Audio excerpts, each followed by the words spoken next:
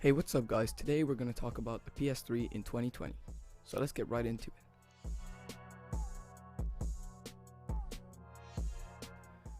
So, some quick history. The original fat PS3 came out all the way back in the November of 2006, with the PS3 Slim following up not too long after. However, the Super Slim, the one I have here today, is the cheaper PS3 model. That came out just before the PS4. It's way smaller, it's got this much cheaper slide door opening for the Blu-ray, but you know, gets the job done.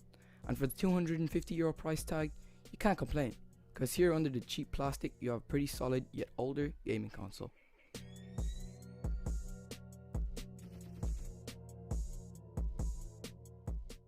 So let's talk about the games, right? The reason this console exists. Well, it's got its fair share of exclusives, like the God of War series, the Ratchet and Clanks, The Last of Us, the Uncharted series, and so on. So games isn't a problem here. Even though the PS3 had to compete with the Xbox 360, in my opinion, it won by a long shot. The PS3 titles are just too good and too many to pass on for your Forzas and your Gears of War. I think it was a solid choice to go with the PS3. However, some games, cough, Skyrim, were pretty buggy. Well, that's because of the cell architecture in the console. That made it harder to develop for, but made it an overall more powerful console at the same time. And pair that with the monstrous 256 megabytes of RAM and VRAM, and you get this baby.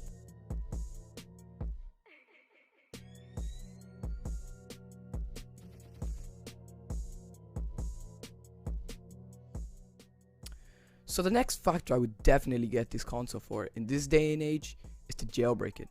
I know, but Emmanuel, the Super Sim can't be jailbroken. But to that I say, try PS3 In. It's the closest thing to custom firmware you'll get, and it's almost the same.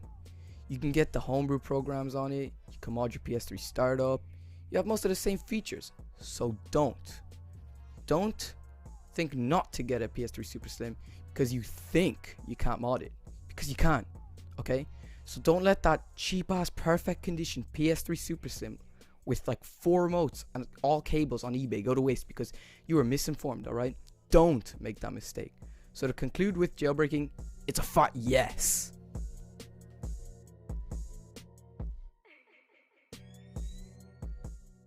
You might be wondering what that little patch of different colored material is on the top of my PlayStation. Well, that's my homemade dust filter for the hole I cut on into the top of my PS3. That's to keep the temperatures down. I may have done a rough job, but it works pretty well.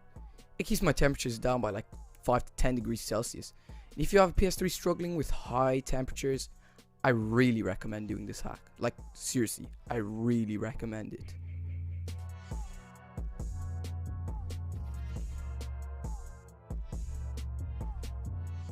So should you buy a PS3 in 2020? Well, look, in all seriousness, if you find a good deal, go for it. You won't break the bank, and the games are just extraordinary for the price. I mean, amazing, right? So don't hold back. Seriously, I 100% recommend you get one of these if you haven't already, because you've been missing out.